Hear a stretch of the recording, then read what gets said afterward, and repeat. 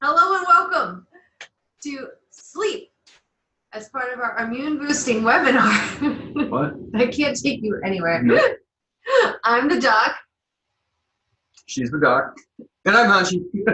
and tonight we're going to talk about sleep. And obviously, he did not get a lot last night. It's true, though, he did. I actually didn't. But that's okay. So tonight we're going to talk about sleep and how it impacts your health. Everybody knows how it feels when you don't get enough sleep. But what people don't really realize sometimes is that when you are chronically being sleep deprived, it can really add up and it can take a toll on your health, especially your immune system. So that's what we wanted to talk about tonight. So there are a lot of things about sleep. It's very complicated, like everything, but people always ask, like, well, how many hours of sleep am I supposed to get? Well, it changes as we get older. When you're a baby, you're supposed to be sleeping like all the time. And then as you get older, you sleep less and less. But what happens is that you're supposed to flow with your natural sleep cycle. And when you're younger, you need more. So that's why kids have to nap. And then they don't want to nap anymore. And that's because they've reached that part where they just don't need as much sleep. Remember when you didn't want to nap? Oh my gosh, you know, right? I'll take a nap anytime. And napping isn't the worst thing. It can be helpful, but we'll talk about that later too. Power naps. Power naps, exactly. And then once you become a teenager, you still need more sleep than you do as an adult. And especially with the sleep restrictions that a lot of teenagers have, like they still have to get up at like 6 a.m. so they can be at school at 8. But then their natural rhythm gets moved to the evening, but they could really use sleep in. It would actually be very helpful if schools could shift to accommodate that, especially once kids start to get to high school. They need about 8 to 10 hours. They're growing a lot during this time, so they need to sleep so that they can grow. But teenagers typically don't get enough sleep because naturally they end up staying up later because everything's shifting and they can't make up on the other side. And then once you're an adult, you only need about 7 to 8. But some people have the misconception that they can run on less sleep than that, but it's not true. Most people need the 7 to 8, and when you're chronically getting less sleep, it can cause a lot of ill health effects. Hey, Lucas. Right. So I wanted to talk about the different types of sleep too, because the type of sleep you get makes a big difference as well. So most people have heard of REM and non-REM sleep. So REM is rapid eye movement sleep. That is the sleep you really need to get into. And what happens is that when you're sleeping, you're like awake, light sleep, deep sleep, REM sleep. So what happens is that you cycle in and out of REM sleep. So your ideal is to get into sleep, REM a couple times, usually 3 to 5 times a night, and then gradually come back out. That's how it's supposed to be. But if you never really fall into a deep sleep, you're not falling into the restorative sleep that you really need, because sleep is when your body heals, when it grows, when it lays down neurological pathways. And if you're never getting into that, you're going to find that you don't heal as quickly, you don't learn as well, you don't remember things, because that's when you do a lot of this building and rebuilding is during the sleep. So if you don't get into the REM, it's a big problem. And REM is typically where you dream as well. So people that never, ever, ever, ever dream, it doesn't necessarily mean that you have a problem, but you may not be getting the REM sleep that you need. Exactly. And there's a difference between, just to draw a distinction, the people who do not dream, that's a big problem. That's a very serious problem. If you don't remember your dreams, that's okay. Yeah, I rarely, unless the dream is extremely weird, or I wake up just as it concludes or something, I almost never remember the dreams. But I know that I do dream because dreams come true. And Any fear now. Yes, and I do dream a lot, and I remember them. I actually had one last night that I traveled to California for some reason, and I was very distraught because then I had to do a 14-day quarantine. And I was like, when I woke up, I was like, this is the single weirdest dream I've had in a while. It's a strange dream.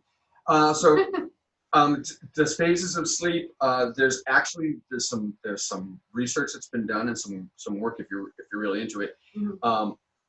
The rapid REM sleep, or rapid eye movement sleep, and the other phases of sleep can also be described as what particular brain waves are predominant during that phase of sleep. And delta is the wave that we're looking for in, it's called delta sleep also. Yeah. You can get into delta waves, and you can actually practice ways of getting yourself into these deeper relaxation brainwave states through breathing exercises, believe it or not. Bum, bum, bum. Bum, bum, bum. Theta, alpha, beta, theta is that sort of like just before REM. You can't force yourself into REM sleep, but you can hasten the onset of theta sleep, which is the threshold to delta. Mm-hmm. Yeah, and then there's a lot of ways, and we're going to talk about those after we go over the beginning parts. We're going to talk about like how to improve your sleep, including this like how to get yourself into a deeper sleep faster. There, I did it. You did it. So, but another thing I wanted to talk about is the circadian rhythm. Oh yeah. Oh yeah.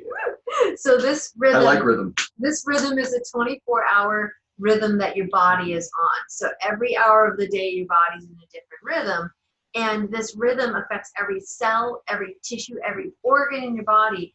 And if you're not matched up with your circadian rhythm, you can end up with all sorts of problems. So one of the ways that the circadian rhythm has an effect on us, so speaking of getting into the deeper sleep, our circadian rhythm is supposed to match the outside.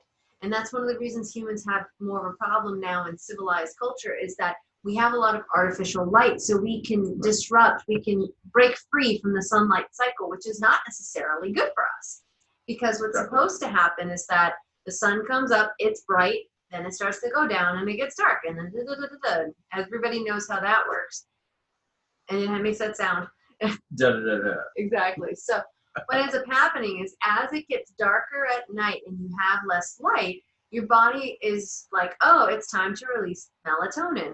Melatonin is a hormone that encourages your body to go to sleep. It's what makes you drowsy at night. So as the night goes on and it gets darker and darker and darker, your body's releasing more and more melatonin to help you go to sleep. And then once you're asleep, when you start to wake up in the morning, when the sun starts to come up, your body starts to produce cortisol, which is another hormone. And when the cortisol goes, it's what wakes you up. And we'll talk more about cortisol afterward. You're going to love cortisol. Wait till we get to cortisol. Wait until you get there. We've already talked about it in some of the other seminars. But so what ends up happening is that this natural hormone release, if you have broken free from the sun, like you stay up late reading in bed or watching TV, you have light going on that, like back in the day, you would have had candlelight or a fire at best, and it's not the same quality of light. So it can disrupt you, and that can cause a lot of problems too. So that's why if you've heard of people taking like melatonin supplements to help them sleep, they're trying to boost their hormones so they can sleep better. It really doesn't help with a lot of people. It doesn't. There's very little evidence that consuming melatonin, first of all, the melatonin has to be absorbed into the bloodstream. It's got to make it through the blood-brain barrier. The brain has to accept the artificial melatonin as melatonin. Right. And those are the big hurdles to get over. Most melatonin that you take orally does nothing. Yeah. So I treat patients. I've been treating patients for 6 years, and I have like 1 or 2 people that take melatonin and it helps them. The rest of them have all tried taking melatonin and it made no difference. So it's one of those things. It's better to work with your body and work with your circadian rhythm than to try to work against it. That's probably the easiest way of fixing it. Right. Because one of the problems is that if you've broken free of the sunlight cycle and you're not freedom. But if you're not going along with the cycle, it can cause a lot of different problems. And according to the CDC, about 7 to 19% of people are not getting enough rest or sleep every single day. I'll read you a couple statistics. It seems low. Right. I thought that sounded low too. I would think a lot more people are under-rested. Yeah, I'm sure there are. Another statistic is that the majority of people who are suffering from sleep deprivation or sleep deficiency don't realize it. It's actually a huge cause for accidents, but we'll get there. Silent killer. The silent killer. Like literally, they don't even know. Nearly 40% of adults report falling asleep during the day when they don't mean to. So like when dad's watching TV and That's falling asleep without meaning to. Doesn't happen. It doesn't happen. Not a single dad here has ever had that happen. It's like it's a dad thing. The other thing is that it's estimated that 50 to 70 million Americans have chronic sleep disorders of various kinds. True. And you only need to lose about 1 to 2 hours of sleep per night for a couple of nights to be functionally acting like you didn't sleep the night before. So if you have a week of not getting enough rest, there's going to be a day where it's like you didn't sleep at all. And then what can happen then is that you can end up in micro sleep. And micro sleep is a huge problem. So micro sleep is when you fall asleep without meaning to with short amounts of time, and you're out and you don't even realize it. So while driving mostly. Exactly. It's not. I'm not joking. It happens a lot with driving.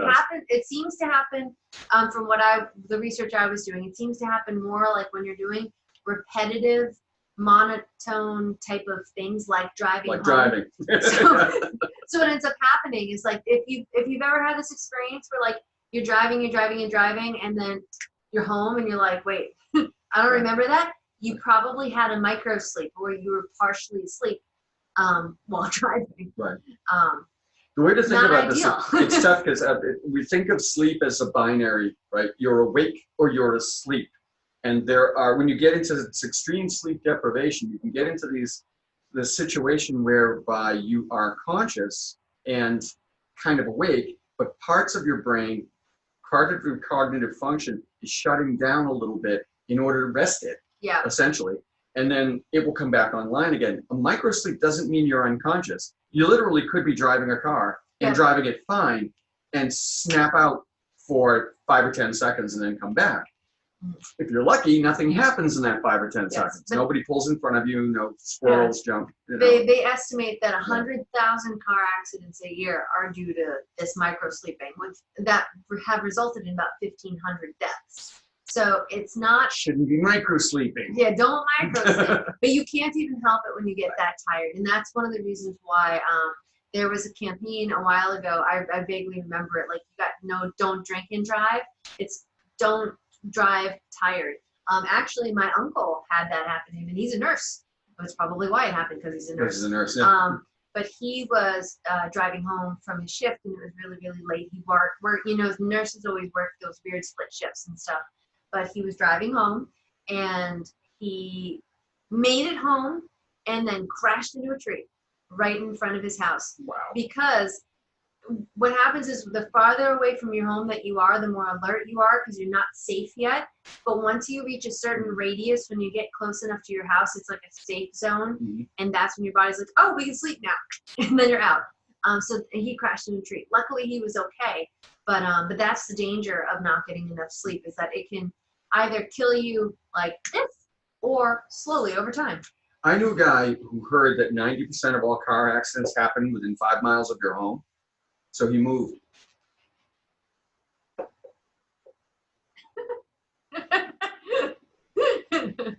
I hate you. Our audience is laughing. Oh. I'll help you sleep. An elbow to the head is a sleep aid. Right? That will help you sleep. Exactly. And like we said, sleeping is critical. It's when you are healing. So people who don't get enough sleep chronically are usually slower healers. It helps you lay down neural pathways. It helps you learn. So if you are trying to learn a new skill, learn academic information. Or perhaps a physical skill like this one. Exactly. So it's one of the reasons why, like when I was in college, I didn't like know this stuff. I intuited a lot of it. So I would talk to people and they'd be like, oh my God, I was up all night cramming and I'm not ready for this test. I'm not ready for this test, but I was up all night cramming, and then they'd do terrible. And what I would do is, first of all, I never did that, so I didn't have to worry about it. I would study ahead of time and pay attention in class. But what would happen is once I started getting too tired and I was having trouble focusing on whatever I was focusing on, I stopped because I knew that I couldn't absorb any more information. So I would go, if I hadn't eaten, I'd go eat, I'd watch a movie, whatever, I'd relax, I'd get to bed, I'd sleep for as long as I could. If I really needed like another half hour of studying, I'd get up a little early for the test or whatever. But most of the time I was like, I'll be all right. And I'd go in and I'd ace it. Because between the sleeping, which allowed me to lay down whatever I had just studied, which is usually enough to pass a test, I'd lay it all down concretely. I'd also be more awake during the test. So it'd be like, this answer doesn't make sense, but this one does. So my judgment was less impaired. So I got better scores just from better guessing because I was more alert, because not getting enough sleep really can affect your judgment because it's affecting all of your cognition. Right. So especially with students, if they want to learn things, if your children are trying to learn in school, they need to get enough sleep. Or at home or whatever. So that's what you got to do because sleeping is critical for that.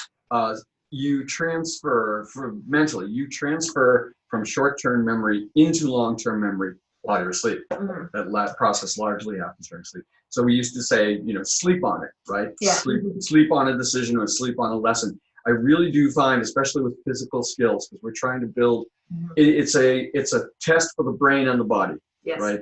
Some of the complex things that we have to teach people in the martial arts that I'll show you on Saturday, but you really won't synthesize it and own it until you've slept a couple of nights on it. And then Tuesday, people will be better at it. By Monday, people will be better at it because it has to be introduced, then you have to sleep, and then it'll be better. Yep. And then I have the same thing with people at the office. I'll adjust them or needle them or whatever.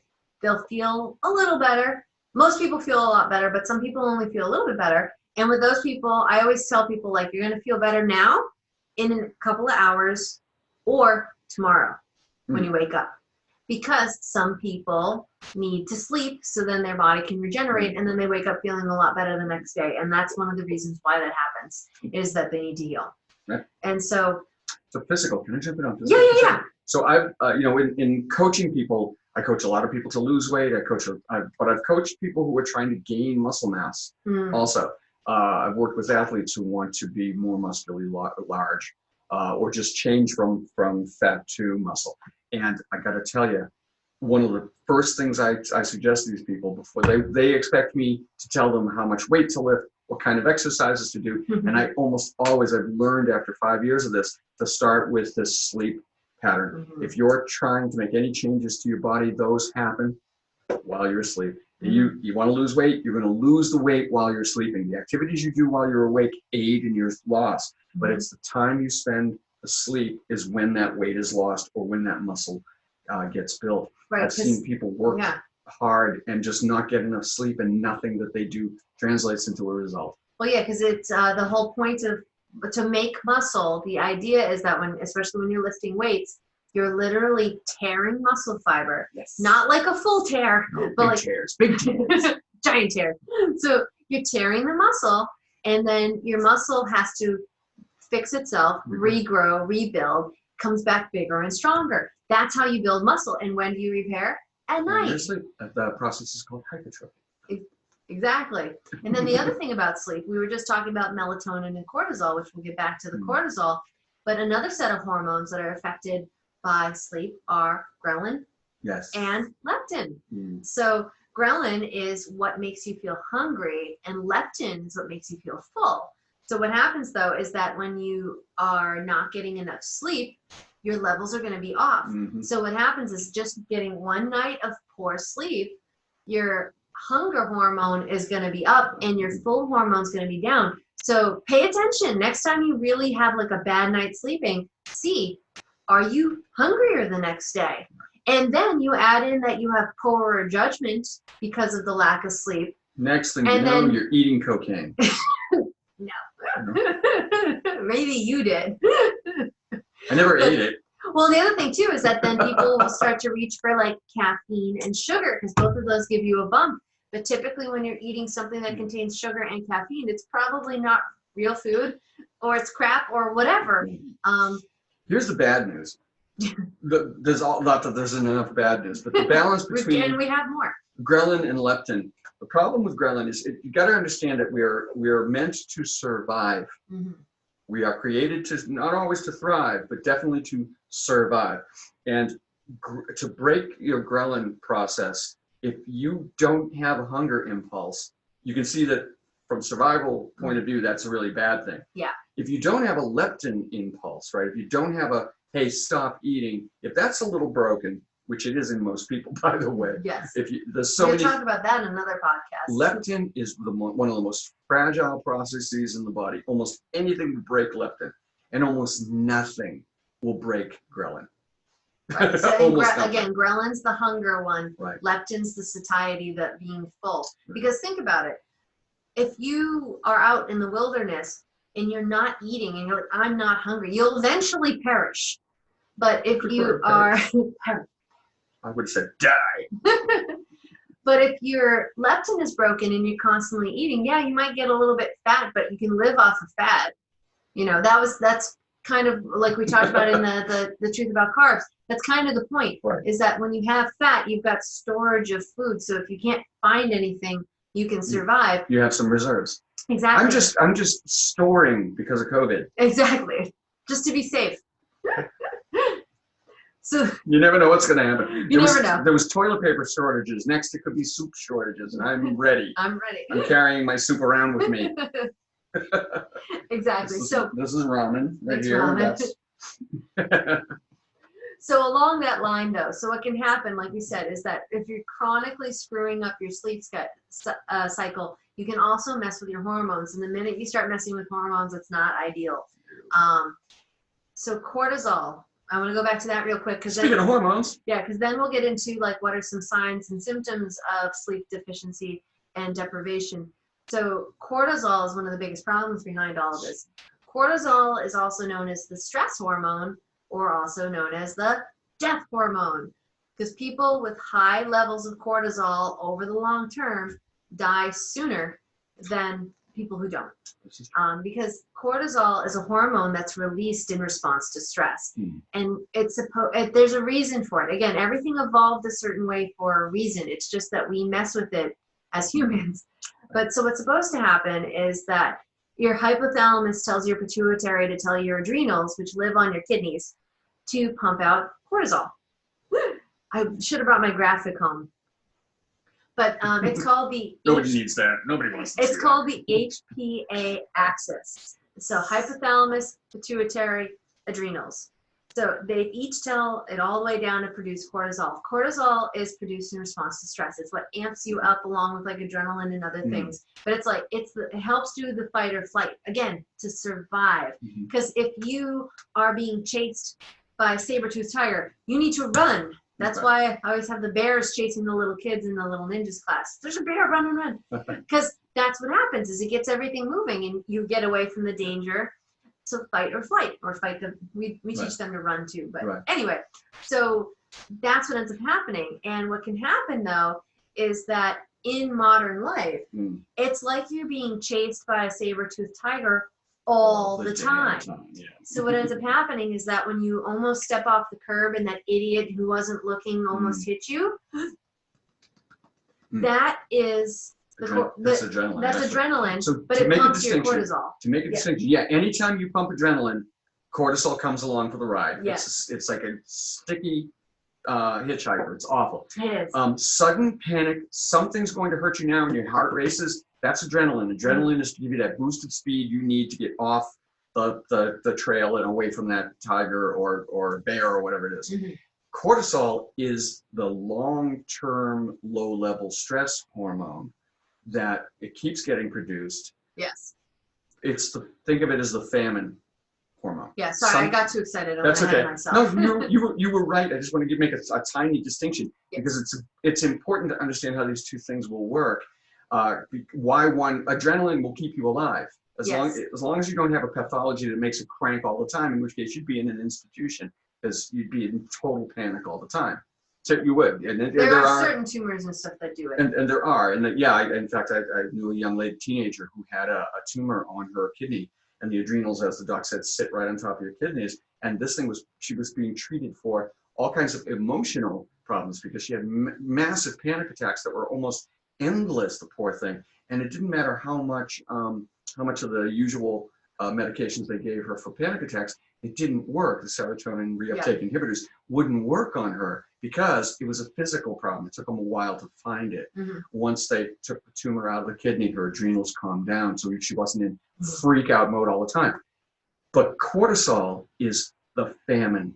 Something is wrong in the world and it persists. Yeah. And so cortisol persists also. And one of the things that will trigger your body to think you're in famine, shortage of food, shortage of sleep. Exactly. And then when you add in stress on top of it all, mental, emotional, physical, financial, family, bad bosses, all this stuff adds up. And so what happens, you've got the best boss in the world. I do. I have the best boss in the world. Please don't hit me. So what ends up happening? This is going on YouTube. It is, and I'm not ashamed. I walked into a door. No. I like how she proves she's not violent by slapping me. Anyway, cortisol. So what ends up happening though is that when you have these spikes, what's supposed to happen is when you're under stress, everything's supposed to spike, but it's supposed to come back down. So say that you get cut off in traffic and you think someone was about to hit you, and then they don't. You get the immediate like, but if you are still feeling like that an hour later, something is wrong. You are off with these hormones, which is a good sign that we need to fix you. And that's when you should really do a consult, because it's probably a couple of things, honestly. It can be. Cortisol is, because cortisol responds to low-level chronic stress, whether it's a physical stressor like a lack of sleep, a lack of food, excessive exercise, by the way, excessive exercise can pump cortisol. These things are in our bodies for purpose. The doc said earlier, cortisol wakes you up in the morning. Cortisol is a good thing in small doses at appropriate times. Well, and then cortisol, along that, inappropriate measures, where we're going with this is a lot of people who have trouble losing weight. If you're not getting enough sleep, you're going to have trouble losing weight because your cortisol is going to be higher, and cortisol is what makes you hold on to fat. Because it's a survival instinct. It's the famine hormone. Exactly. So you hold on to it. And cortisol weight is specifically around the middle. She doesn't have any. I wish. So it's right here. It's right here. It's the middle fat. So if you've seen people, there are people that have a cortisol problem, like Addison's disease. They're producing too much. And it can be, again, it can be like a physical thing. If you have a tumor or something like that that's doing it, a lot of people, it's more, I don't want to say self-inflicted because it's not on purpose, but it's not a tumor. Yeah, it's a lifestyle thing. It's a stress, etc.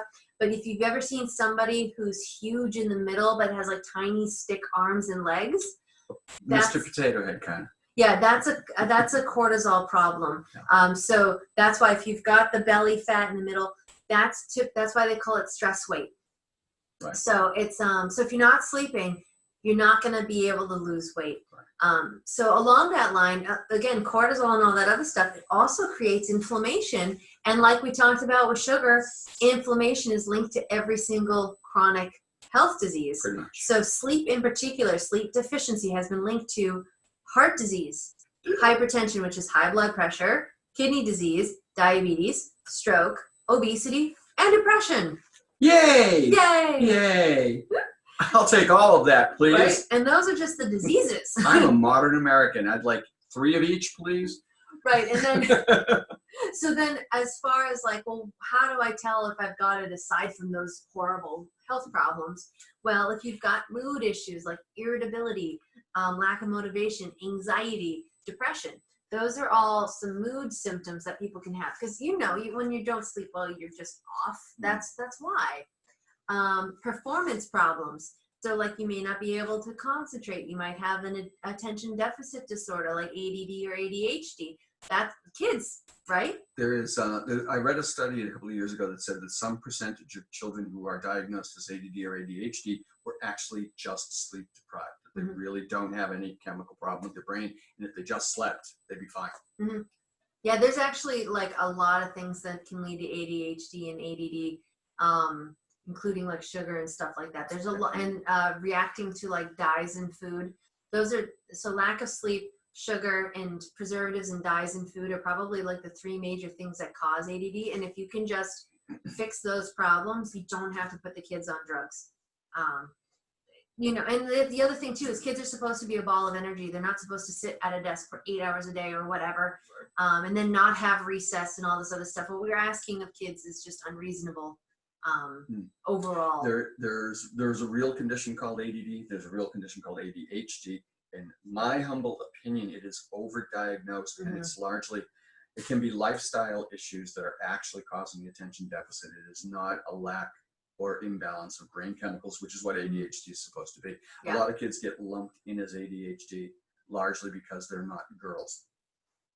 Yeah, we could do a whole other podcast on they're this. Boys who talk because they behave like boys. That unfortunately they get labeled that way. If there had been such a thing as ADHD when I was in elementary school, I would have been the poster child for ADHD. Yeah, like I would say that I could have, except my extreme self-control from Catholic school. You all have been watching me extremely control myself for the last 20 minutes. Yeah, no, it's like and you're supposed to have lack of focus every now and then. It's okay. Like Sure. We're human. But lack of sleep can create Don't spread rumors. lack of sleep can cause ongoing performance issues like that. Fatigue, restlessness, lack of concentration, lack of coordination, all sorts of stuff. Longer reaction times. It's why when you're tired, it's really hard to like do a physical skill like karate. Your timing's going to be off. That kind of thing. Forgetfulness. Huh? What? And then, like we said, all the health problems, the heart disease, all of that other stuff, because it's all related to inflammation and lack of healing. And I'm sure that I'm sure that eventually they'll be able to link lack of sleep to other like neurological conditions like dementia. I would be very interested to see. Shocked if there wasn't an effect. Yeah. Well, between diet and sleep, I'm sure those 2 things alone have a lot to do with it. Again, most people are chronically short of sleep. So how do we get sleep? That's a good question, Steve. So how do we get sleep? Somebody read ahead in the script. I know, I didn't flip the page yet. So there's a lot of things you can do to improve sleep. And we're going to go over some that seem really basic, just in case. I'm just curious, do you struggle with sleeping very much? A little. A little? Okay. Thomas, no. That's okay. That's good. That's good. No, good. I wish, honestly. No, I'm glad. I never did. And then two things happened. I was part of a sleep study when I was younger. I volunteered for this thing, stupidly. And what they attempted to do was to keep us awake for 48 hours. That's all. Just keep you awake for 48 hours. See what happens. They gave us things to do to observe how well, tasks to see how well we accomplished them. I had to, a deck of cards. I had to identify each card as I pulled it out of the deck, and a few other little physical tasks. And I remember getting, it's really difficult for me to say, like, how far into it was what happening, because my concept and perception of time after probably the first 16 or 18 hours of this thing, I had no idea what time it was, where it was, what time of day. We were kept underground with no windows and bright lights and noise all the time, so you wouldn't fall asleep. There was a monitor in the room at all times, so if you looked like you were going to nod off, they would prod you. And I remember what a horrible experience it was. It was absolutely awful. And I never had a problem with sleep. I went into the study. I came out of it, and I had a hard time getting back to a regular rhythm of sleep for probably 5 years. Yeah, no, it can actually really jack you up if you get that messed up. Right. And then it wasn't long after that, a few years later, I took a job that I had for 2 or 3 years where I worked a 11 p.m. to 7 a.m. shift. I did that for a few years while I was in school, and that just broke my sleep. Yeah, because I would say the number one thing to fix if you're having trouble sleeping is if you've got a job that doesn't allow you to follow a normal circadian rhythm sleep. Like typically, you quit that job. We're trying to get a different shift. I know it's really hard. Certain jobs are the way that they are, but like according to like Chinese medicine theory, acupuncture theory, you really want to be in bed and asleep by about 10 or 11, 11 being like the latest. They recognized, they didn't call it circadian rhythm, but there's the chi, the energy flows from organ to organ in a Chinese calendar, or no, sorry, clock. And what happens is that every 2 hours it changes. So like if whatever hour it goes in, goes out, goes to the next organ. So ideally 11 is the latest you want because there's a full cycle, and then at 1 a.m. it's supposed to enter, the energy enters your liver, and then at 3 a.m. it leaves the liver and it goes to the lungs, and then at 5 it leaves the lungs and goes on in the clock. I've got the clock on display at my office. You can Google it. It's really fascinating. So what they've... What time is it now, Doc? Time to get a watch. It's half past your pancreas. So what ends up happening though is that if you have consistent problems at a certain time of day, it could reflect an internal organ problem, and the Chinese medicine figured that out. And so you want to be asleep by 11 so you get a full cycle before the liver cycle, because what's supposed to happen is the qi and the blood go into the liver to be cleaned at night, essentially, according to Chinese medicine theory. And what happens is that if you go to sleep a little too late, or God forbid, at 1 o'clock or sometime in there, your qi isn't necessarily moving properly, and it can screw that function up. And in Chinese medicine, the liver is most affected and most causes things related to stress. So when people have trouble sleeping and they tell me that they wake up a lot, I always ask them, do you wake up between 1 and 3? Oh my God, how did you know? It's because it's just how it is. Right. It's like, it's my favorite magic trick, honestly, is asking people if they wake up between 1 and 3, because it's a liver problem. It can also bleed into the 3 to 5, which is the lung time. That doesn't happen as often. People with allergies and stuff like that, it's a lung problem. They tend to have the 3 to 5 a little bit more. But so that's one of the things. So you really want to be in bed and asleep by about 10 or 11, and then wake up in the morning around the time the sun comes up. That's, we go to bed when it's dark, wake up when it's sunny. When does the sun come up? I don't know. 5:30? We have curtains. But yeah, so then along that line, so if you have a job that prevents you from sleeping properly, you really should try to figure out a way to fix that. Like my sister used to work the overnight shift. She's a welder, and she was working the overnight because she was junior, so you get stuck on the crappy shift, but also she made a little bit more money per hour doing the night shift. So she really her boyfriend did it too. So then it was like, you know, the 3 things, so it was easy. But then she started to have some like challenges, and I talked to her about it, and I was like, you really got to try to get off this night shift if you can. It's just like, it's not helping. And she's like, but the money. And I'm like, I know, but are you losing productivity with other things? Is it really worth the like extra $1 or $2 an hour? It just depends on your situation. So if you can, that's number 1, because I can tell you all these other things, but you're not following your circadian rhythm. You're fighting yourself, essentially. It's the number 1 thing. But then along that line, try to mimic your circadian rhythm as much as you can. So like before bed, about an hour or 2 before bed, you should be dimming the lights. You should have it start to mimic getting darker out. So like if you have overhead lights, turn them off. Turn on the mood lighting or whatever. You should be getting progressively darker along with it getting darker at night. You don't want to have bright lights in your face. Like these? Like these. But if you have like an iPhone or whatever, I'm sure all of them do it now, but they have like night shift. So they found that the blue light is the light that it's too bright, and it makes your body think it's still daytime. So if you're watching TV, looking on your phone, reading on your iPad, whatever, if you don't have the night shift on, you've got a lot of blue light, and that can stimulate your body so you're not letting go of that melatonin that you should be letting out. So do the night shift, that kind of stuff. It'll automatically do it for you. You don't have to do it. If you have the program, if you've got an iPhone or an Android, it's included in it. You just look it up under settings, and it just, in fact, you can kind of see it warms it more red. The tone. It makes it more red. Takes the blue spectrum shift light out. Some smart TVs will actually do this also. So even if you're watching TV, as you move into the evening, the TV will shift to red light. Philips makes a series of bulbs, smart bulbs, that are called Hue, H-U-E. You can replace all the bulbs in your house if you want to with Hue lights, and they will, on a timer, you use an app to program them, on a timer they will shift from blue light to red light. Or if you have a disco party, you can have them flash all kinds of colors. Seriously, you really can. So they're Awesome. they can be a lot of fun. But yes, cleaning up your blue light as you're getting ready. Like 2 hours before you go into bed, you should stay away from screens that are emitting blue light if you can. Exactly. And then if you have any devices in your room that emit blue light, I don't know why they still make devices with blue light at this point. Like we just got an air filter and we installed it in the room, and to show that it's on, it has a blue light, and it's like our humidifier, blue light, our charging cables for our phones, blue light. The only thing that doesn't have a blue light is my sound machine. It's green, but that still has a little blue in it. Right. So I put a thing over it so I can't, and it's like a little box top. I put that over my noisemaker so that I don't see the green light.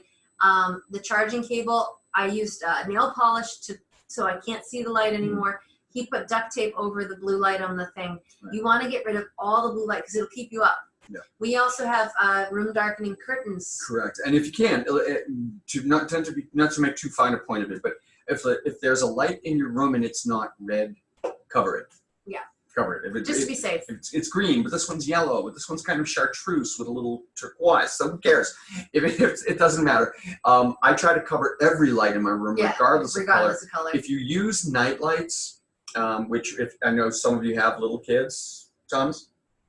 If you're going to use a night light, you can go on Amazon and get red shifted night lights. Grab that. Really we have them here in the house, cool. And they give off an awful lot of light. Like I can walk all the way through the apartment at night with no other lights on but these red lights, and it's kind of like walking through a submarine. It's fun. And everything's red, but they don't. It means if we get up in the middle of the night to grab a snack, use the bathroom, torture the cat, whatever we're doing, we're not blasting ourselves with blue light that's going to wake us up. You can walk around for a few minutes, get up, do what you've got to do, and the red light will not break your circadian rhythm and wake you up. She's gone. Sorry, I got cat ambushed. It's cat ambushed, yes. It's a cat ambush. Yeah, these guys. So it looks pink, but it's a series of LEDs around the outside, and it has an electric eye in the middle like most do. When it gets dark, this lights up red, and I was just saying, it's bright enough to light your way and do what a night light's supposed to do, but it won't wake you up. Yeah, like I always have night lights, never in my room, but I have them in the hallways and stuff, and that was one of the things when he moved in with me. He was having trouble sleeping even with the light under the door from the night lights, so he invested in these red ones, and I didn't like them at first because they are less bright, but once you get used to them, you can still see. It's fine. Like I said, it's like being on a submarine. It's really fun. It's cool. Yes. So light management is probably very key. The other thing too is that like if you have trouble sleeping too, getting light blocking curtains isn't a bad idea. Like in our apartment, we are adjacent to our parking lot, and they have like the street lights and stuff. And if I don't close the curtains, I can still see the light, and it's actually very hard for me to sleep. The light coming up from the parking lot in the apartment complex, if we didn't close the curtains, I could read a book by it. That's how bright it is. It's almost daylight bright. Yeah, I think because we just happen to be like right next to one of the lights too. Yeah. Room darkening curtains don't cost much more than regular curtains. Yeah. And you can even find, we do have some right there.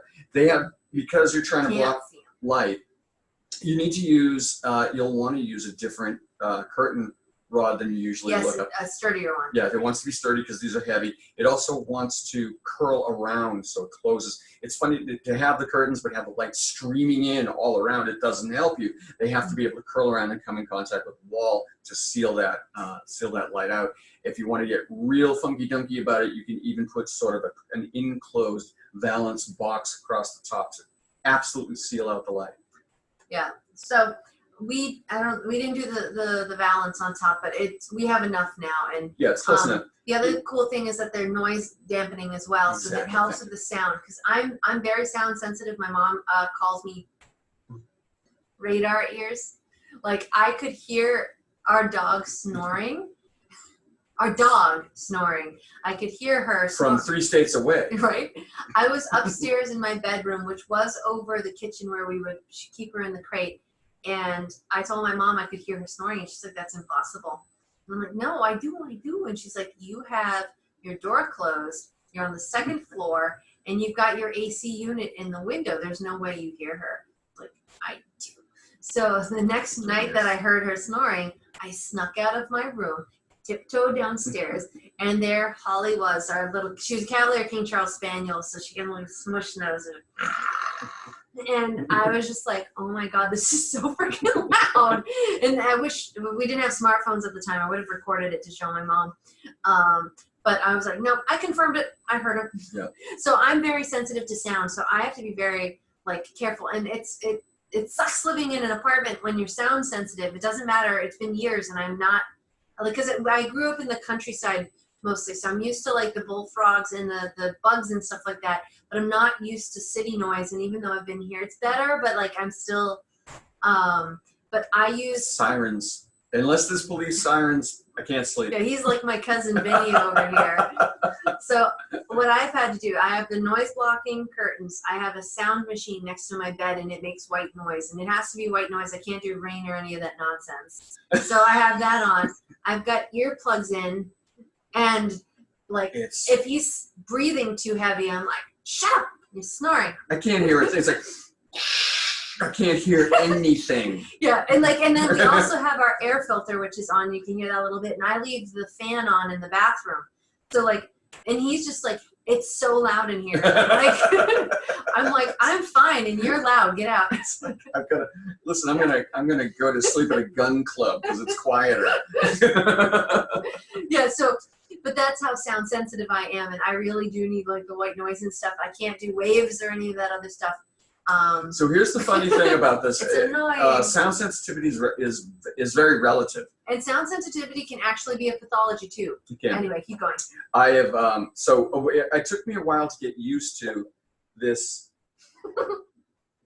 cacophony. This atmosphere of non-sound. One of the things that's funny is I have I think it's years of being a musician and stuff. I can sound patterns catch my ear, and the white noise is a loop. It is. It's about 15 seconds long, so it goes.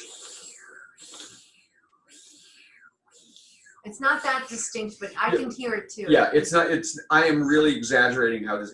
You've really got to listen very closely, or have it at full volume, and then you can hear. And I basically sometimes to fall asleep, I just count the cycles. 1, 2, 3, 4. It's crazy. But if there is, even under this giant muffler of this big giant puff of noise that we live in, if there's a stray sound in the hallway, if somebody walks by our apartment, it's still, because the frequency is different, because it's outside of our usual sound atmosphere, I pick it up. So one of the things I was concerned about when I first moved in with Janine is that I want to be able to, I'm not paranoid. We're going to protect us. Yeah, I'm not paranoid, but I want to hear. We were in a basement apartment that was accessible from the ground. Yeah, it was a little it was not great on the first floor. I'm not worried up here. You got to be Spider-Man to climb in here from the outside. Yeah, good luck. But I wanted, if somebody was trying to jiggle the door lock, I want to be able to be awakened by that. And once I've been, in the sound acclimated bubble for a couple of years, I've been able to adapt to it. So I do hear ambient noises if they're stray or odd. And I'm used to it. I hear all the ambient noises and stuff. If anything weird happens, I do hear it, and I wake up even from a dead sleep. It's good. Like, and what I did when I was, especially once I was living alone, I was a little nervous because I was on the first floor, like he said. Right. And what I did is I just told myself a mantra, and I was like, you're going to fall asleep quickly. You're going to fall asleep soundly. And if you hear anything weird, you're going to wake up immediately. And I trained myself to that. And it definitely worked, because I would hear like a random thing and I'd wake up and I'd be like, okay, it's not in the apartment. Good. So you can totally do that too. It's just, mind over matter. But so let's get a recording of Lucas like yelling like, nah, and just play it on the loop. That kind of thing.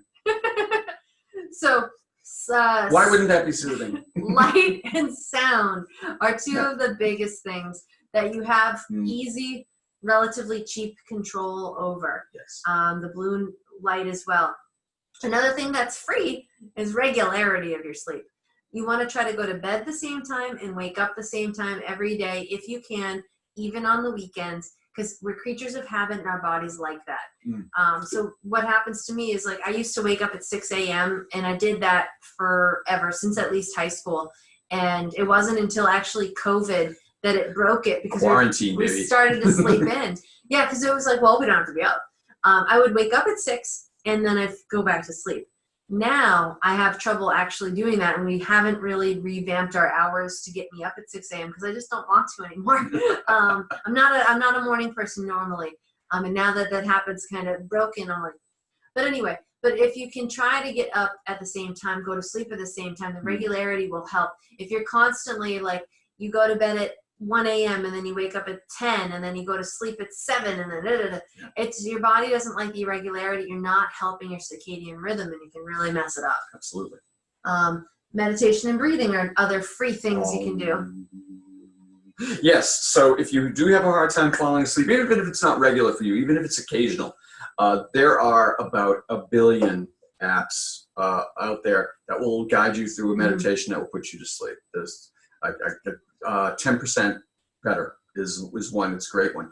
They have all kinds of meditations for all kinds of purposes to reduce anxiety, athletic performance, weight loss. They have all kinds of things. But I've got one loaded at all times. If I'm having a hard time sleeping, I will listen to that one, and it helps me sleep. If you don't want to listen to, if that some people just listening to something is causes their attention to spark up, and so it doesn't help them sleep. The other thing that I find is just a quick little breathing pattern. And this is, I learned it. It was called tactical breathing when I learned it. It turns out your emotions, anxieties, nervousness is very much regulated by breath. If you breathe right, I hate to say right, if you breathe in certain ways, you can reduce anxiety, nervousness, even with cortisol pumping. You can really dampen down the negative effects of cortisol by breathing properly. And the best, can I show it? Yeah. Okay. It's easy. So I'm going to give you a count of 4, and I'm going to demonstrate it. But here's the thing about this kind of breathing is different people have different capacities for lung expansion. People are comfortable holding their breath longer or shorter. So I'm going to do mine on the short side. I don't want you to think you have to match my rhythm exactly. You don't. If an inhale of 4 is 1, 2, 3, 4, if that's all you get, fine. Hold it for 4, 1, 2, 3, 4, and then let it out. 1, 2, 3, 4. That's fine. Mine takes about an hour. So that's my inhale. I'm going to hold, and then I'm going to exhale. 1, 2, 3, 4. I was teaching this to someone once, and they almost blacked out because they couldn't hold their breath as long as I can. So the duration doesn't matter, as long as if you don't want to do it like this. That's too fast. But you want a nice, slow, comfortable inhale for a count of 4, hold for the same amount of time, and release for roughly the same amount of time. And I can just feel it. Actually, it calms you down. It does a lot. We were taught to stressed out. I do it. Yeah, we were taught to do this basically as first responders in order to do our jobs and not get freaked out by the stuff that we saw. We were taught to breathe this way because it really tampons down all of that negative emotion. It tampons down all of that cortisol and adrenaline stuff. It's amazing that the situation with a near car accident that makes your adrenaline burst, and that generally what happens is you'll get into the near accident, and it takes about 15 to 30 seconds later, your heart goes bam, and you start to shake, right? You get that adrenaline withdrawal, right? You'll get adrenaline withdrawal, and you almost get into another accident because you're having a hard time controlling your arms, and you're having a hard time controlling your body. If you do this, if in that moment of adrenal dump, if you start to breathe like this, you will dissipate that, and you don't get the toxic after effects of the adrenaline. You'll actually just smooth out and not get the shakes and all the other stuff that happens. Yeah. So breathing is very important for so many things, and this is one of its most important things. Yeah, I do the tactical breathing, like I said, when I get stressed out or if I'm starting to get mad or shut up. Or like sometimes when I'm running late at the office, I feel really, really bad about it, and I start to get irritated, and then I start to yell at Steve. Oh, she does. That's a wives' tale. That's a joke. She never yells at anybody. Never. She No. should. There's some people she should yell at. I was gonna say I don't yell. I tend to snap, but then I realize I'm doing it, and I try to breathe, and it's like, okay, I feel better. Or like I'm very sensitive, so I pick up on other people's stuff. And I had a patient once with huge anxiety. It's the most anxiety I've ever seen in a person just walking around normally. She was very, very sweet, but she was coming in for nausea.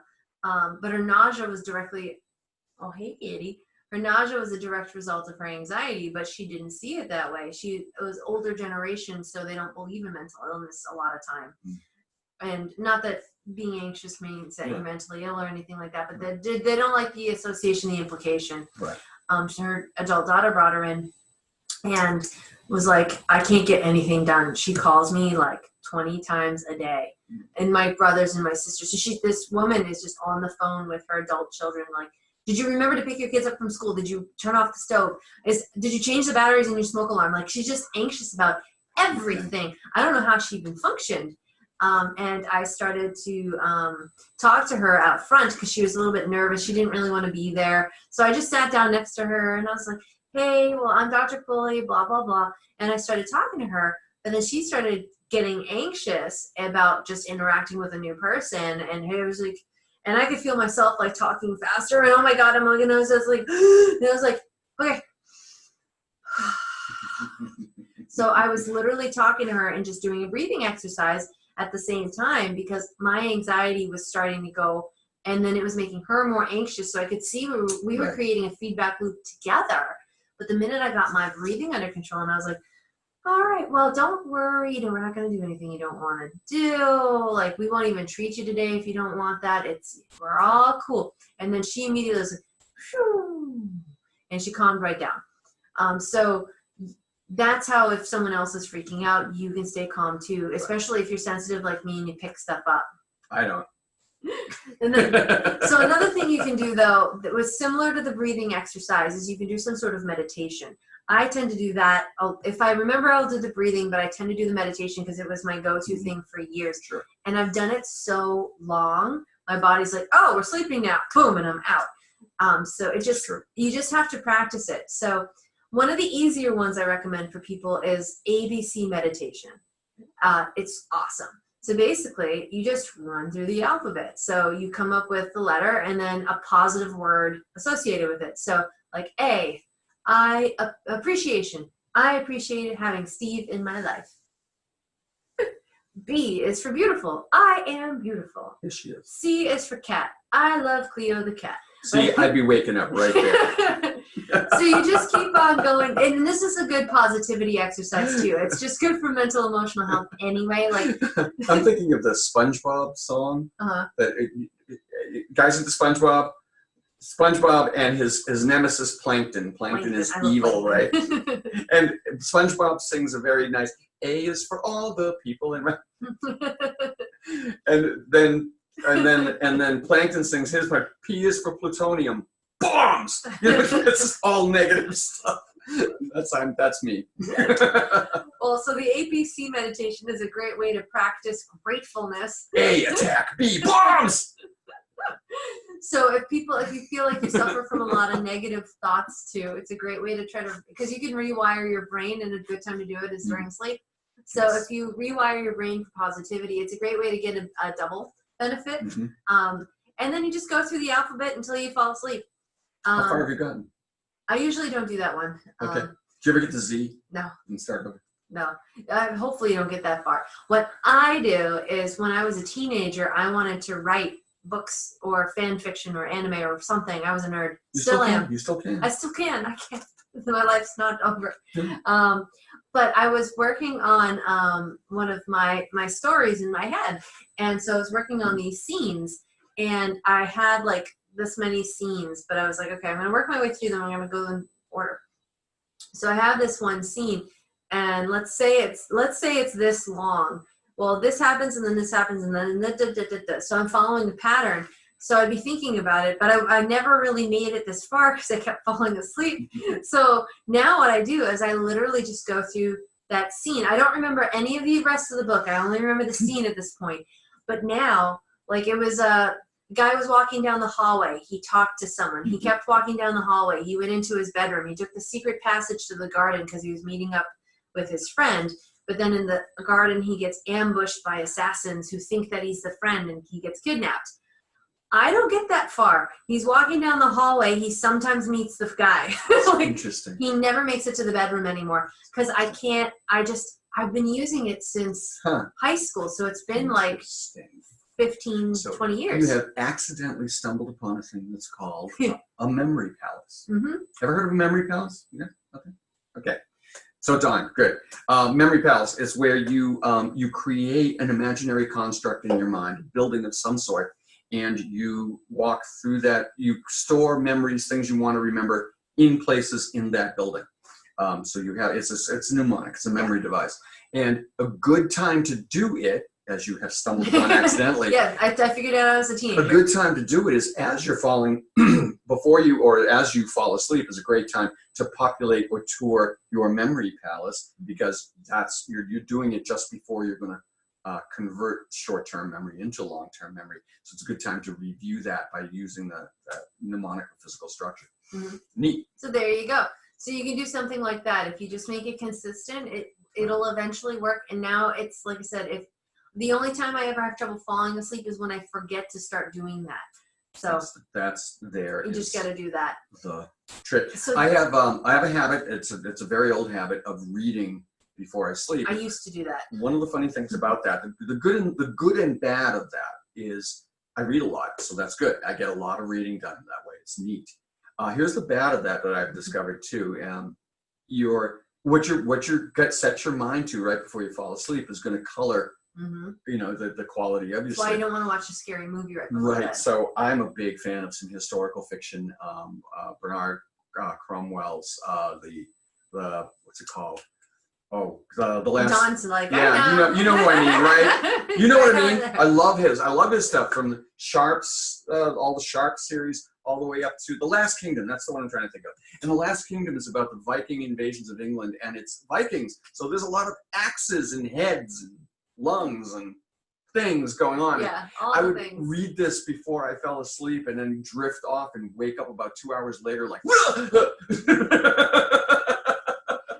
So, curate the kind of things that you expose yourself to before you sleep, because they will color, because they will be processed as you sleep. They'll color how you sleep. Yeah, when we were watching Game of Thrones. I had some really messed up dreams. No. Yeah, so if you can be a little more careful about that. Yeah. So those are I read children's books now.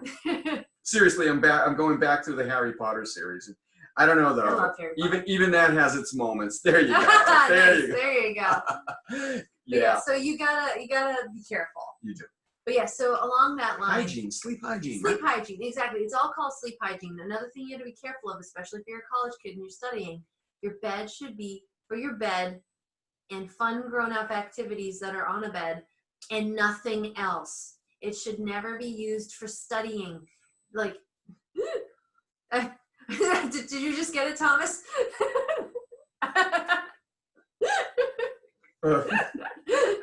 I'm just teasing. Playing cards? Cards, yes, it's cards. Yes, no, I remember one of our teachers in chiropractic school, actually, she said it, and we were like, what?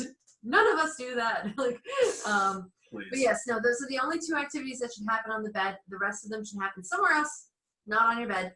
I noticed that in college too. I never, ever studied in my bed. I always studied at my desk. So my bed was for sleep. Everybody else studied on their bed. Everybody else had a lot of sleep issues. And I had sleep issues too, but mine were more chiropractic related. So now we get into like, okay, you've done everything you can do, but you may need some help.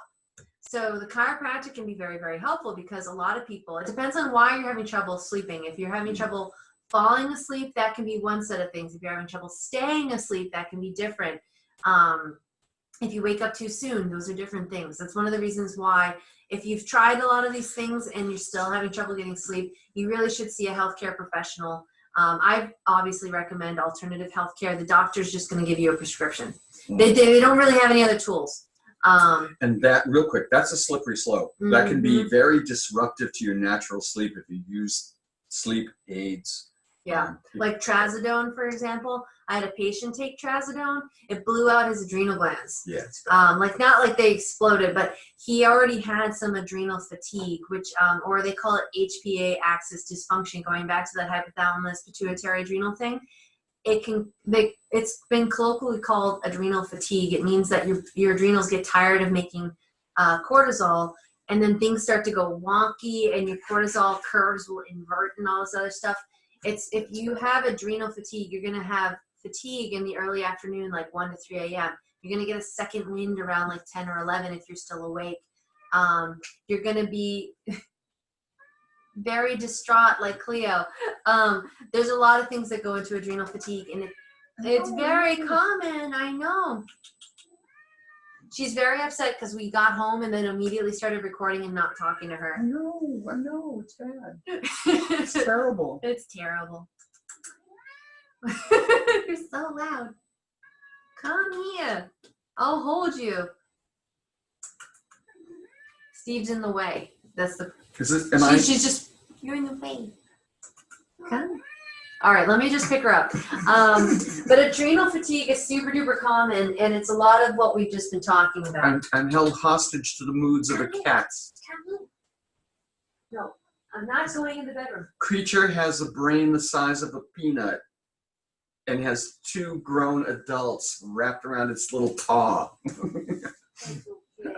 But adrenal fatigue. Adrenal fatigue. Yes, so what can happen? Cleo has adrenal fatigue. Look.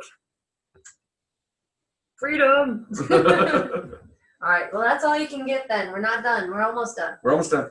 But we gotta let these people go to sleep. What would be the point of this if we keep them up all night? Exactly. Anyway, I forgot where I was going. Thanks. Adrenal fatigue. I know, but I don't remember where I was going with that. Thanks. Cleo. Don't get adrenal fatigue. Exactly. Excess caffeine. Excess caffeine can do it too. And then once you start to get adrenal fatigue, trazodone, that's where we were. Oh. So adrenal fatigue means that so you just don't have enough energy. You can't really lose weight. It's the usual kind of things. You don't respond well to stress. You can't really calm down. Wired but tired. So you're tired all the time, but then when you try to go to sleep, you're wired and you can't sleep. It's not ideal. And so what happened is he was having trouble sleeping. So when he went to his doctor and said so, they were like, oh, well, let me write you a prescription for trazodone. So he started taking the trazodone, but he was taking trazodone and something I had given him herbal for sleep. And he never told me about the trazodone, so I didn't know. Which is why you got to tell your doctor, especially if you're taking anything, tell the people so then they know. Because he was taking trazodone, he was taking that, he was taking melatonin. So he was taking about 5 things, and then 2 other things I don't remember. We looked them up and I'd never heard of them, and I was like, oh my God, why would you ever take this? But someone told him it helps with sleep. He was taking 5 different downers, and he was still having trouble sleeping because of the adrenal thing. So it didn't really help. But then he was exhausted all the time, and he couldn't really wake up. And then he was on 3 uppers, 3 things to boost his adrenals. So he's boosting his adrenals and smashing them down at the same time. And then he got tired of taking supplements, so he stopped taking these, but continued to take all of these. And it threw him through the floor. And I call it blowing out your adrenals, because he just was like, he was wiped out.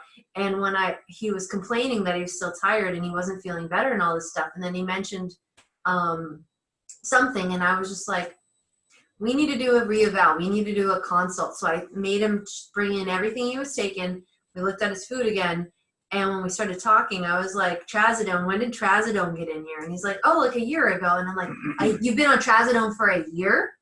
And I was like, dude. And I showed him the side effects, and I was like, you're complaining you're tired. The side effect of trazodone is tiredness. We don't even have to talk about the rest of it. This is the problem, And he's like, oh, well, my doctor said, and I'm like, I appreciate that, but you're also on and I did the whole thing I just did with you, and he was blown away. But so the medication is typically not the answer. Like it's usually other things. 'Cause like for him too, he gets pain at night when he's sleeping, and that can also be a couple of things. The chiropractic can help with that. Your body will also, obviously, you guys know this, if you're in an uncomfortable position or in one position too long, you will, without waking up, you will move, and that's fine. Yeah, that's called tossing and turning. If you're on trazodone or Ambien or any number of these things, you may be so suppressed that you won't move, which can give you orthopedic problems because your body's not regulating pressure or shifting. Exactly. And if you stay in one contracted position for too long, that's how you can give yourself a muscle spasm. That's why, like, if you're holding on with all your might onto something for a while, you might start to get hand cramps or forearm cramps because the muscles are constantly tight. So if you're sleeping just a little bit crooked, this part of your back might start to spasm. But normally, you, like he said, you would move. You'd shift, but you can't. Yeah, if you're on some drugs, you can't. The other thing about these things is that they're habit forming. I had a diet client. So this is going to sound strange but it is strange. It's one of the strangest stories in the world. She was great. I had a lot of fun with her. I told you about her, I think. She was a lottery winner.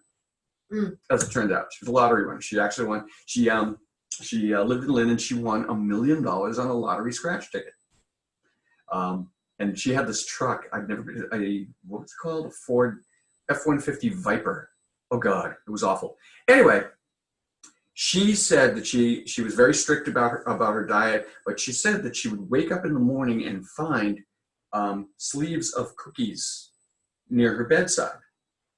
And I said, "Oh, so you're sleepwalking?" She said, No. I didn't have those in the house. She was sleepwalking, driving, buying, returning, and eating, waking up the next morning, having no memory of any of that having happened.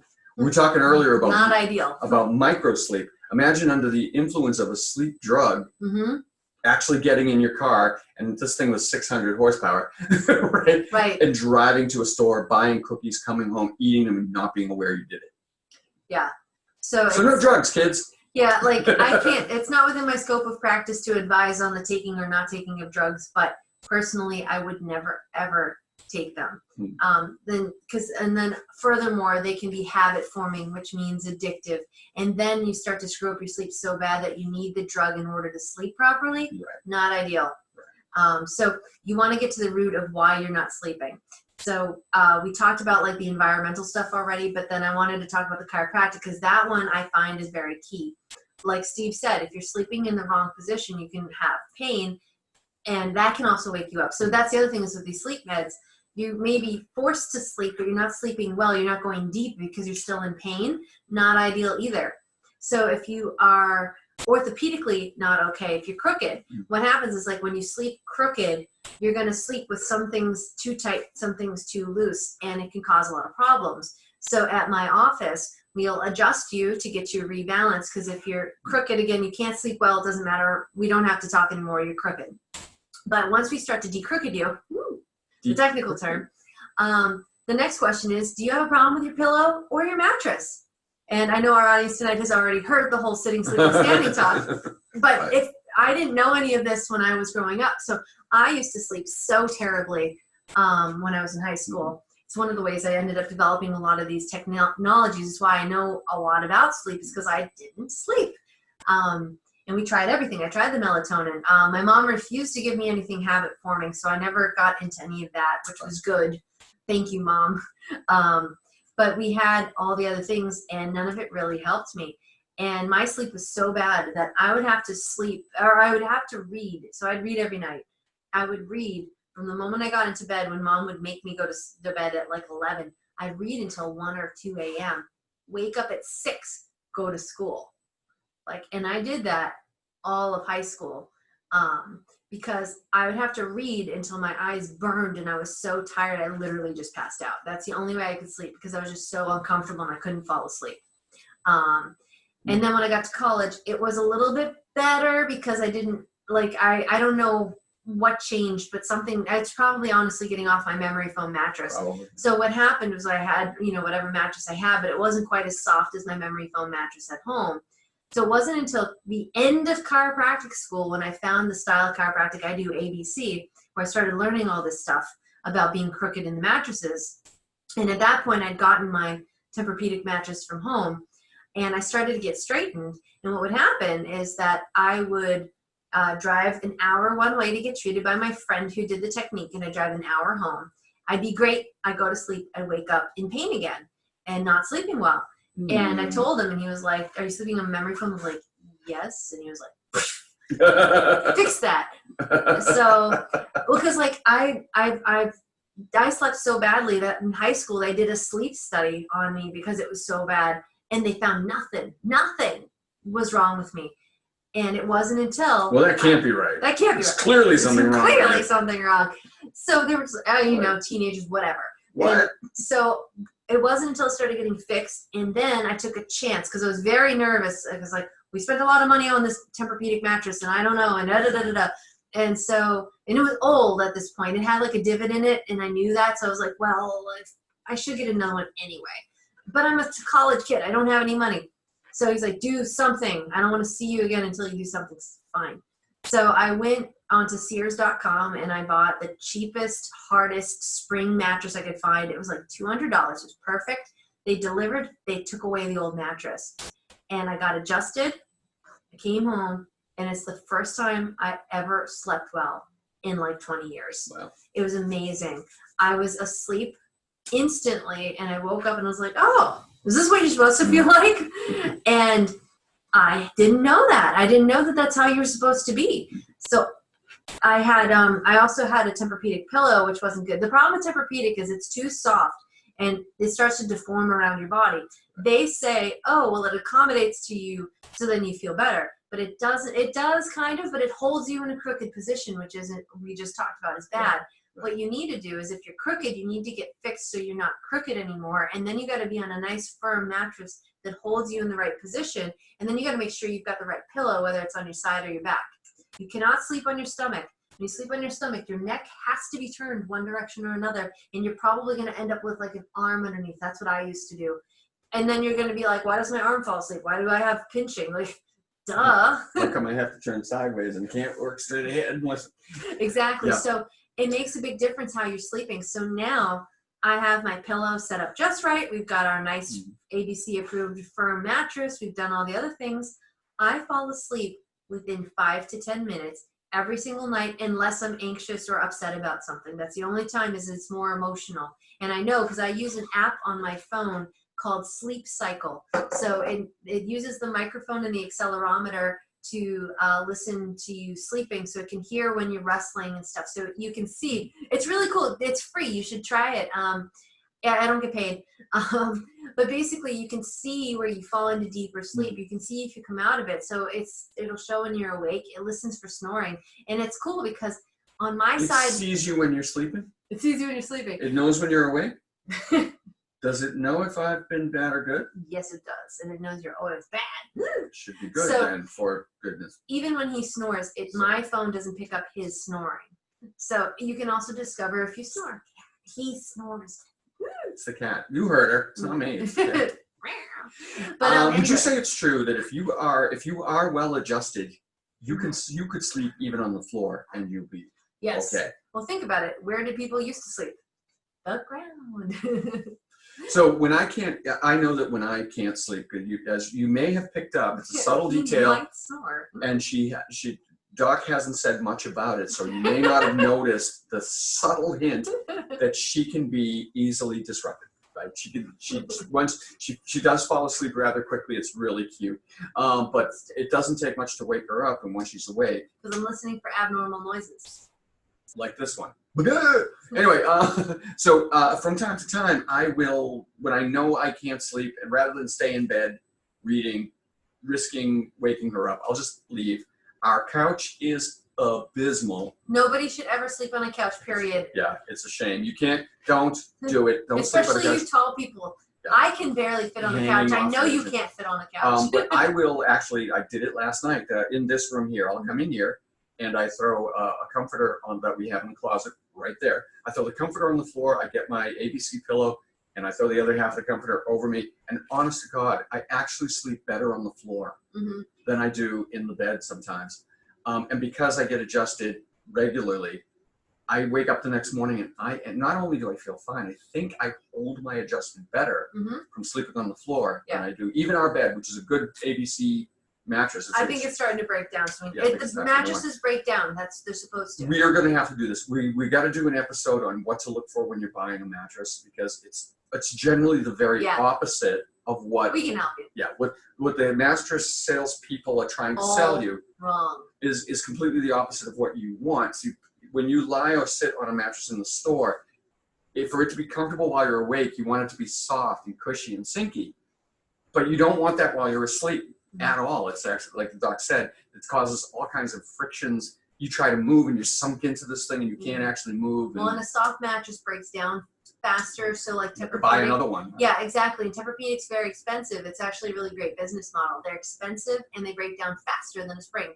So, but yeah, so that can make solid ones. Remember, with solid foam blocks. Yes, we have solid foam blocks. We can hook you up with proper mattresses for sure. We've got a couple of different options. I've got some patio blocks out on the porch. Yeah, they have some broken glass on them. So the only thing you got to be careful about sleeping on the floor is you don't want to catch a chill. So that's why he puts down the comforter, so that he doesn't get a chill off the ground. Chill off the ground. We're also on the 3rd floor, so it's not as big a deal now. But anyway, so making sure you're straight makes a big difference. Having the right pillow, having the right mattress, sleeping in a correct position, aka not stomach, makes a big difference. Acupuncture can help too, because acupuncture can help with pain. It can help modulate emotions. Not while you're sleeping. Yeah, not while you're sleeping. Everybody actually, acu naps are really nice. Everybody that comes pretty much falls asleep on the table, which is great. They feel really refreshed afterward. And then the last thing I want to talk about tonight is supplements, because we do have to wrap it up. This is getting a little long. As you can tell, we're a little tired, so we're a little defocused. It's close to my bedtime. So supplements can make a big difference too. Again, it depends on why you're having trouble sleeping. That's again why you should go see somebody like me, is because we can help figure out what would be the best fit for you. But there are various herbs and supplements that can help you sleep, like valerian. A lot of people have heard of valerian root. It's a traditional remedy. Valerian is helpful for falling asleep. So it can help regulate your sleep patterns. It works better than melatonin for most of my people. We don't sell melatonin at all because it just works so badly. It really doesn't work. So valerian's great. If you're stressed out, there's other supplements that help with stress. A couple of them are like Neviton Forte. It's a mixture of St. John's wort and saffron and a couple other things, but it's very calming. We call it the herbal Xanax. So it's very calming. Really, it's one of my favorite things. Yeah, if I'm like having an interaction that's not ideal and I get upset, I usually take that. It's very calming. There's kava. Kava is another herb that is very calming as well. It's calming in a different way from the Neviton, so everybody responds a little different. That's why there's no one size fits all. You got to try it. I find that the kava doesn't really do much for me. It knocks him out. Love the kava. It's so good. The sensation again, and this may not be he's very sensitive, so he feels more than most people. Almost any herb or medication, I'm very sensitive to them. With Neviton is for the mind. Yeah, the kava's for the body. And kava's for the body. If I feel sometimes I'm just fidgety and I'm having a hard time finding, a comfortable. Spilkies, which is the the German word.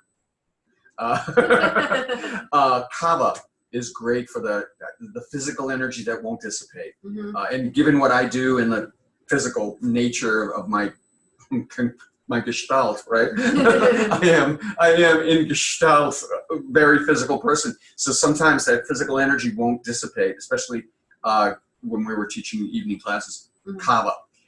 If the brain won't stop spinning, that's Neviton. Yeah. And if I just feel like partying, it's both. Yeah, the kava is very traditional too. It is usually made into a tea. They would drink it at a peace summit back in the day, and it takes the edge off all that testosterone. So the kava is really great too. There's other things like ashwagandha. It's an adaptogenic herb. It's in a lot of the new weight loss supplements that I've been looking at, because people are always like, what do you think about this? If I don't sell it, it's trash. But to be honest, it probably is. If it's too good to be true, it's, but what I've been seeing is that they mix caffeine and ashwagandha together to help with weight loss, because it's an adaptogenic herb. It helps you with stress, and if you're stressed, you can't lose weight. So, ta-da! But we sell high quality ashwagandha that you can take. Only the best. And it tastes I put it a little bit in my coffee, but we sell it in a tablet form, so you don't have to drink it. It's it's not great. The liquid, the flavor of the liquid is something to behold. Yeah. So I like it. I think my coffee tastes weird without it. So I've been doing it that long. It's great for people who are wired but tired. So that one can be very helpful. So there's those types of things for the supplements. There's also one called Organically Bound Minerals. It's a mineral supplement. Most people are minerally deficient. That's going to be one of our upcoming talks after the next couple of sets. Yeah. We're going to talk about, we wanted to do all immune, but we're going to start to morph into the other things that leach into it, like not having. She just said leach while she's talking about minerals.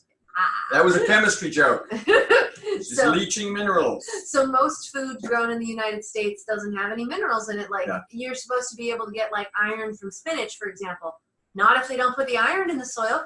Where's it supposed to get iron from if there's no iron in the soil? Popeye. So most people are mineral deficient. And minerals are, the organically bound minerals in particular are known as the body's brake. They calm everything down. So people that are too up, it's like their body's on fire. The minerals are very cooling and they calm everything down.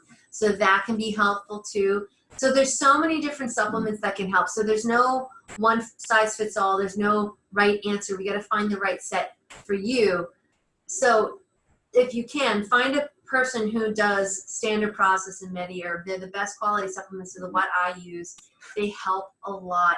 You cannot buy these without a doctor, and if you can, they're not supposed to be selling them that way because they can be dangerous. Like I said, my one patient, he was taking stuff I didn't give him, stuff I gave him, and stuff from the doctor he didn't tell me, and the interactions were severe. I'm sure he didn't tell any of the professionals in his life what the others were telling. So if you are interested in this stuff, seek out a professional who can give you guidance, and while you're there, tell them about everything that you there's a reason why we need to know, because medically, recreationally.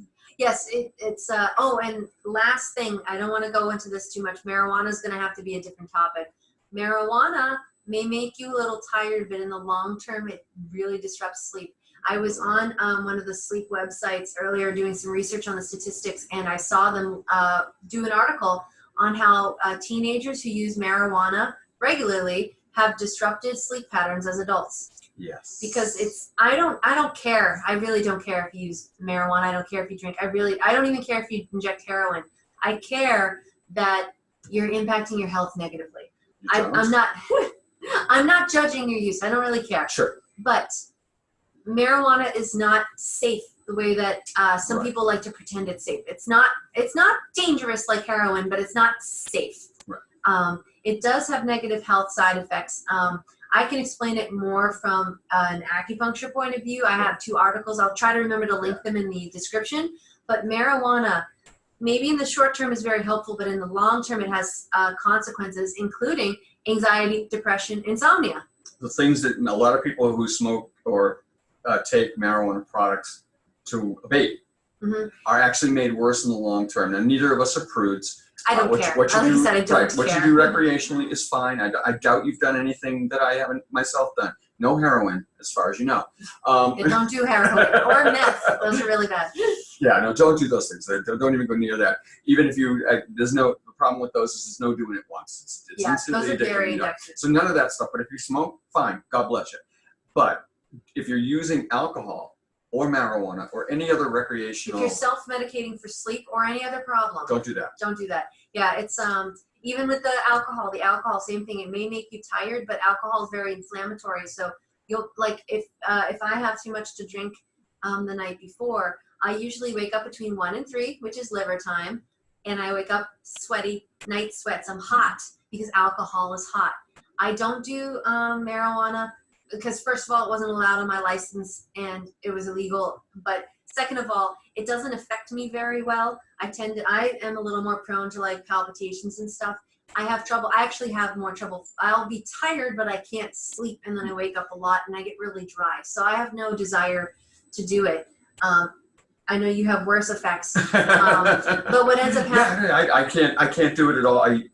When I was younger, I actually did it with some regularity, but I can't go anywhere near it anymore because it instantly causes anxiety attacks. Exactly. But so we have a different product called hemp oil complex. So it's made from the cannabis plant, which is okay. There's nothing, like they're finding health benefits with cannabis.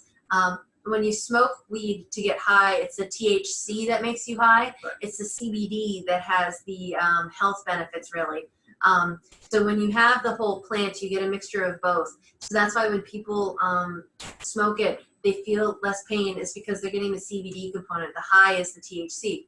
So if you have, I don't want to get too much into this because this needs to end. We've gone too long. But the endocannabinoid system is a body system that they're starting to recognize, because if we didn't have receptors for THC and CBD, they wouldn't affect us. And we take it in our body, we just get rid of it because what's the point?